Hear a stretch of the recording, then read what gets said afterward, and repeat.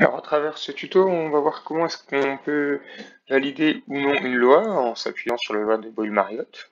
Donc là, on a des résultats du produit P fois V, et puis on va voir si les résultats sont compatibles ou pas.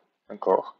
Alors là, on pourrait conclure juste en regardant, dire ouais, c'est à peu près la même chose, mais c'est pas quelque chose qui est très rigoureux. Donc pour ça, on va utiliser la certitude qu'on a calculée sur le produit P fois V, et on va lui faire une représentation graphique. Donc, je sélectionne mes cases, je fais insertion, diagramme. On va travailler en XY, suivant.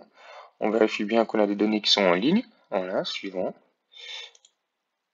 Et on peut même faire terminer, puisqu'il m'a tout de suite représenté ce que je voulais. Alors là, il m'a mis mes points, et puis là, c'est le numéro de mon expérience, donc en abscisse. Et en ordonnée, évidemment, c'est la valeur de chacun de mes produits PV.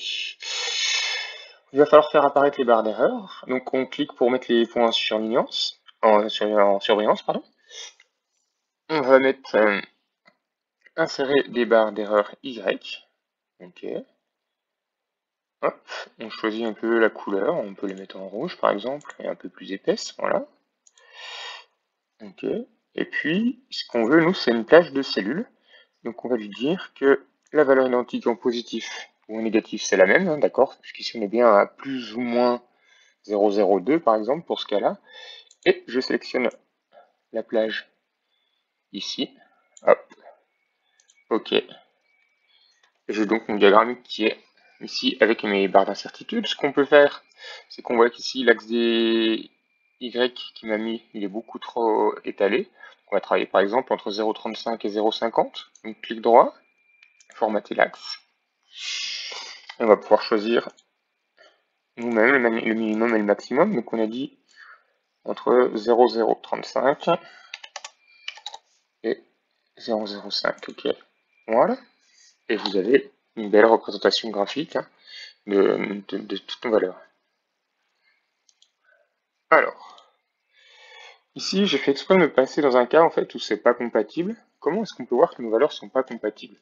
Vous allez tout simplement essayer de voir si tous les intervalles que vous avez tracés là, ils se recouvrent.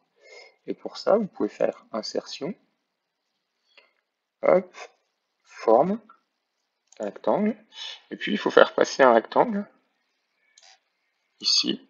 Hop, il faut que le rectangle passe par toutes les valeurs.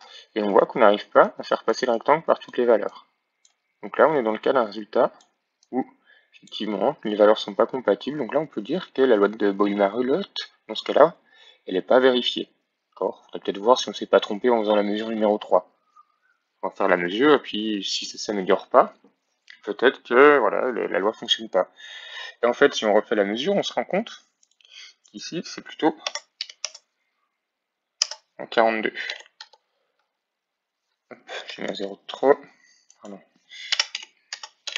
Voilà. Voilà. Et cette fois-ci, si on regarde, je reprends le rectangle. Hop.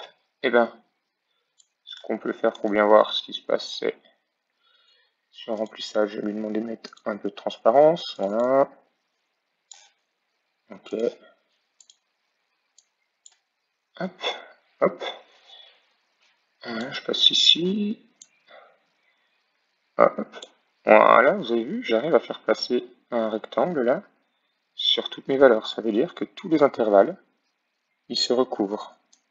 Donc on est dans le cas où là, on pourra dire que, d'après mes valeurs, la loi de Boyle-Mariotte est bien vérifiée.